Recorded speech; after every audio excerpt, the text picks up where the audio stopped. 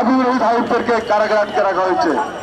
আজকে কারাগারে আটকে রাখা হয়েছে নবীউল্লাহ নবীকে, আব্দুল কাদের ভূঁইয়া জুয়েলকে, হাবিবুল নবী সোহেলকে, অনেক নেতৃবৃন্দ, আমাদের সুলতান সালাউদ্দিন টুকু সহ নাসির, অনেক যুবদল ছাত্রদল বিএনপি নেতৃবৃন্দকে আজকে কারাগারে আটকা রয়েছে।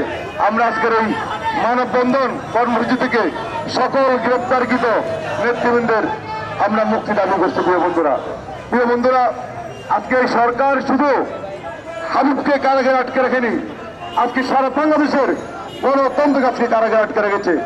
এই সরকার আজকে খালেদা জিয়া এবং তারেক রহমানকে বাদ দিয়ে আজকে বিএনপি পরিচালিত করতে চায়, নির্বাচন করতে চায়। প্রিয় বন্ধুরা, আমরা বলতে চাই, যতদিন বাংলাদেশ থাকবে, বাংলাদেশের কোটি কোটি জনগণ থাকবে, বিএনপি থাকবে, ততদিন দেশ নেত্রী বেগম খালেদা জিয়া এবং তারেক রহমানকে বাদ দিয়ে বাংলাদেশের কোন রাজনীতি করতে দেওয়া হবে না, করতে পারবে না। প্রিয় বন্ধুরা, এত সহজ নয়।